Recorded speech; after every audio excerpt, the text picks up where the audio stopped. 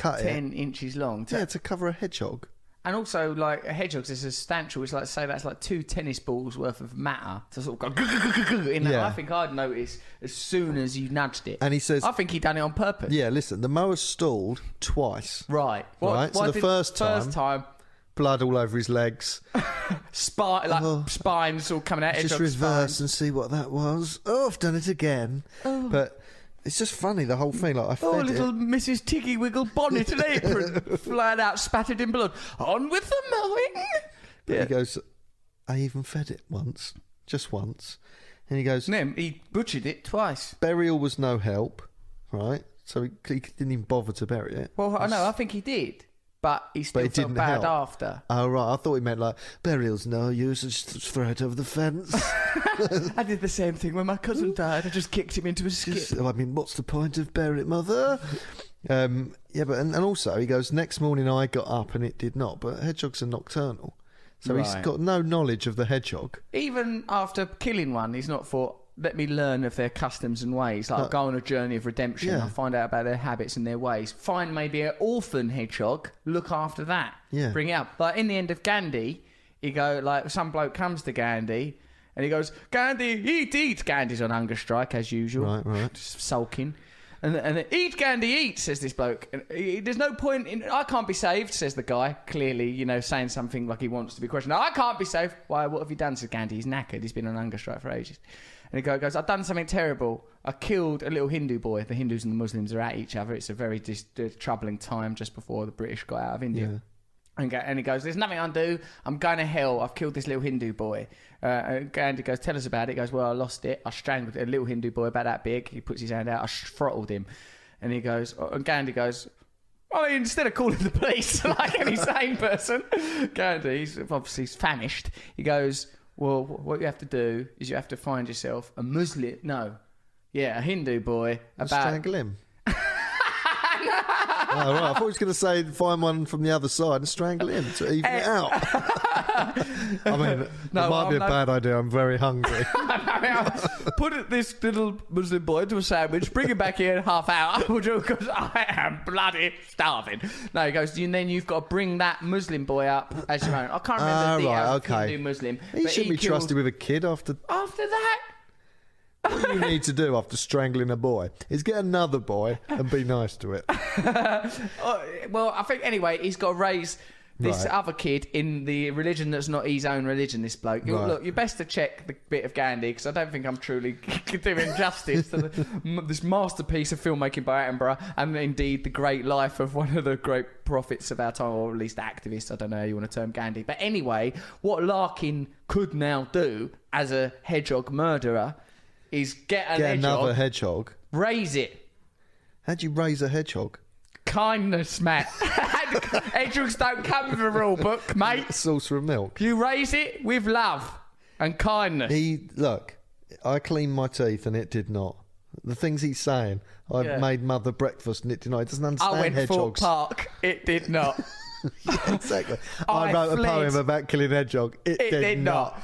I ran past, I see a fox, I legged it and tried to get in my butt. Oh, it did do that one. It would have, had I not mowed it up with my fly mow. I just love his the sad, depressing sort of voice. It's almost like Larkin's looking for a mood to be, like he's looking for an excuse. Yeah, he's trying to crowbar that mood onto other moments. The bus was late today. It's that small things that he's... Once again a reminder of the impermanence of all things. He's aggressively The depressing. The milk's gone off as my blood surely shall, curdling in my veins. Philip, what is it down about for? Apparently he loved a bird, didn't he? Yeah, he liked women, and a lot of the poems about well, people said I should get married, but all my married friends aren't very happy, so there. It's a lot of that sort of thing. But he's hedgehogs mate for life, not this one. I mowed it up, so there. Oh, I do love him though. Yeah, so do I. I mean, there's no question that Philip Larkin was a very great, if somewhat. I'd like to know how many other animals he murdered as well. And also he's got a poem about mowing the lawn, not about hedgehogs, but he mentions cutting the grass is killing it. He goes, there's the blades of grass lay dead. So another one. He mows lawns a lot, and he's always trying to read a depressing context into it. It's like his only commitment to domestic duty is that lawn mowing, isn't it? Yeah. But why is he like? You wouldn't expect him to mow his own lawn, would you? Wasn't he quite successful? Mind you, he worked in a library. Well, Gareth, I used to see him. I mean, Gareth, must have been the 80s when Gareth was going to school. I've seen him. Latest 90s. Was it Gal? 80s. And there's Larkin. See, what I wonder is about hedgehog blood all up his shins. I mean, his poems are amazing, and that voice is, like that sort of depressing tone. But do you think he thought, like a lot of successful people do, go, "Oh, this is working. People like this," and then you're sort of stuck being it. Yeah, I think that might have happened. Do you know what I mean? Probably. He was actually feeling quite upbeat. These poems are selling like hotcakes. My God, I'm churning them out. Oh, God. Oh, hello, Vic. Oh, dear, what's the point? Isn't it a bleak day today? Oh, no, Philip, I read your latest poem. It was fantastic. No, it's rubbish. No, don't even read it. Don't read that one. I'm very proud of that one. Oh, it's so evocative. Why? You're like Virgil. Oh, Philip. Oh, it's poppycock. No, I tell you what, you have a future. Now, Philip, would you mind coming round? Because the grass in my garden's getting rather long. I'm infested with precious, treasured mammals. Oh, the tangled lead. It's knotted up. No, it's like death.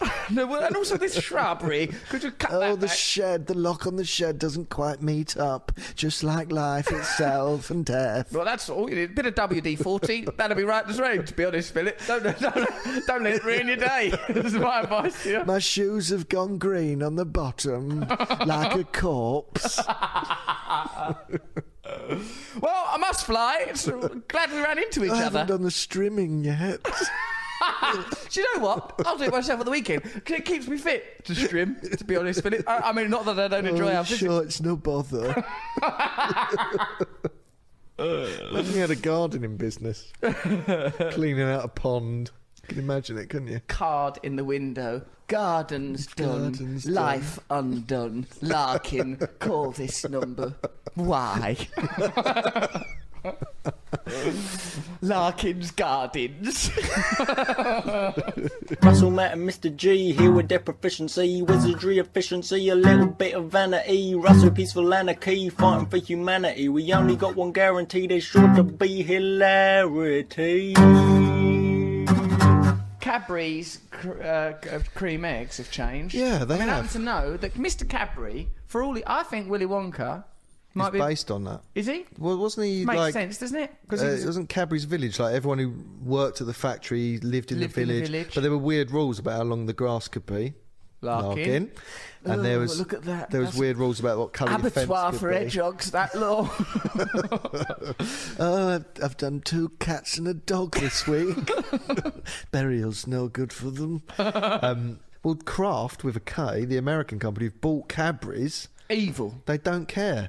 And so what happened They was straight away shut down some of the factories. They went, we won't shut down any of your and then they factories. shut them down. They've changed because the Cadbury's cream egg, the chocolate used to be dairy milk chocolate, so Nice, that's why they were lovely. nice, right? What have they done? They taste of soap now. Bastards. Not a Cadbury. Is this true? Gareth's nodding solemnly. Yeah. It's provoked a greater reaction than bringing up. Well, that Larkin, was a who sort of lived down his sad road. nod, like Yep. Afraid so. Sorry to say, Afraid guys, so. it's all true. Yep, I wish I could say it, but it is. So, like, I haven't had a cream egg, but I think I overdid it, being a greedy boy. Like, if you eat too much of that, would you call that a fondant? Fondant, yeah. At the middle of it? Fondant. Yeah, Mum, give us some fondant. Pass me the fondant. How do you say Jean-Claude Fondant. How do you say Nougat? No. No, the food stuff. Nougat. No. How do you say it? Nugget. Nougat. Yeah, I knew you'd say something. Nugget. What's wrong with that? Nugget? Yeah, it's nugget in there. What's wrong with that? Nougat.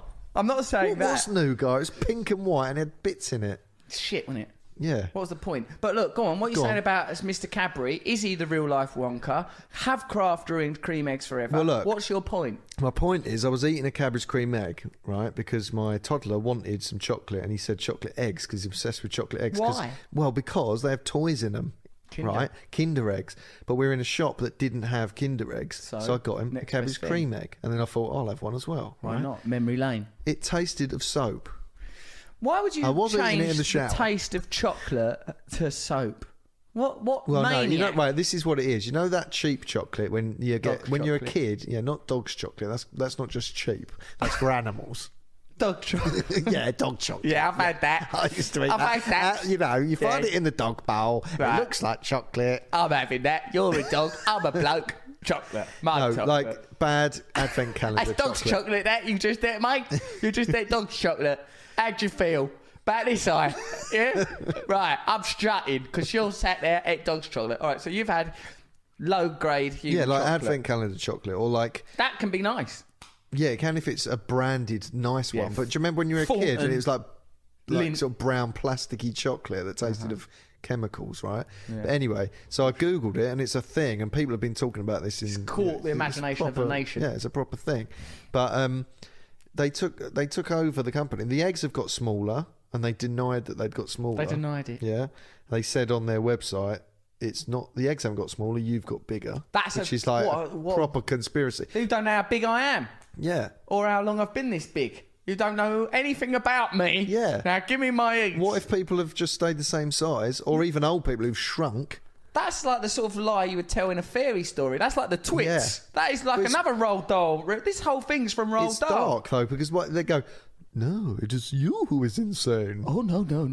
The eggs, my friend, have remained the same. Whilst you, look at you, you're ballooned because you eat the egg. Look at your sausage fingers, fatty. Look at your giant Bunch of bananas. That egg is Look at your piggy wrists. You're revolting. You're like the marshmallow man from Ghostbusters.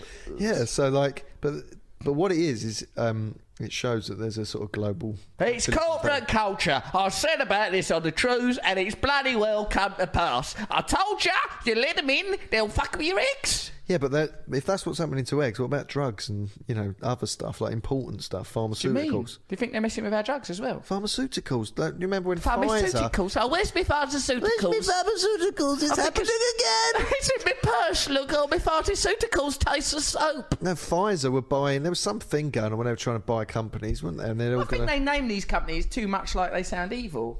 Like Pfizer. It can't be good, can it? Something that's called Pfizer. I've undone Yeah. the microphone and I regret it. just do it up again. Earlier on, we found out about a fracking company. They're called Quadrilla. Really? That sounds like we're evil. Sounds like doesn't it? evil. Might as well be called Quadrilla. You know the Quadrilla project? It's out of control. Quadrilla. That was quite a good high note, wasn't it? That was pretty good, yeah. Do you wear your key around your neck? No. Well, what is that? What's going on? Oh, that's a Hold on. secret. What? Why have you got a key around your neck? Because my wife wears a special pair of metal knickers. I don't blame her. If I was married to you, I would. No, it's just a thing. You get there's like a thing in LA. I can't remember what it's called, it all but the mean? homeless make them, and they put words on them, and then What does yours mine say? says create, and then you at some point in your life hand it to someone else who you think needs that message or something. Oh, that's nice. I'm never going to give it to anyone Why because I you like give it it. me? Fuck off! Give us your homeless key. I like it. You've not entered into the spirit of it. It's the homeless people who are trying to better themselves do it. Yeah, and that's not the point. You enter the spirit. well, I want another one. Hand back. it on. Give me a key. I'll get you. I've got the keys to my nan's house somewhere. If it doesn't say create on it, it probably says Yale. That's not going to help me in Yale! life, is it? Yeah, yo! Okay, so it's been an incredible show, hasn't it? I mean, we could go on forever, and in fact, let's face it, we're going to do another show next week. So let's summarise us trying our hardest to create comedy with the poet laureate of this podcast. I mean, if we're going to, do you want us to use such an official title anymore? Or should we just call? I mean, poet laureate. I always enjoyed saying it. Okay, poet laureate of the show, yeah. From the east to the west on a spiritual quest, in this transitory life, socks can fill a treasure chest. In this world of sport and play that forms the order of the day, try bowling for a fun time when there's restrictions on your lane. Can you learn to love this life, embrace its wonders and its strife, and elevate the humble hedgehog to value all its spikes? Our world is ruled by many urges in our endless search for love, hoping a cream egg provides the answers when we all just want a hug. Excellent work from Mr. G. There will be more next week from the podcast. My microphone's Thank you for downloading our podcast. You will not be charged for it because we're putting adverts in it. Don't blame us for those adverts.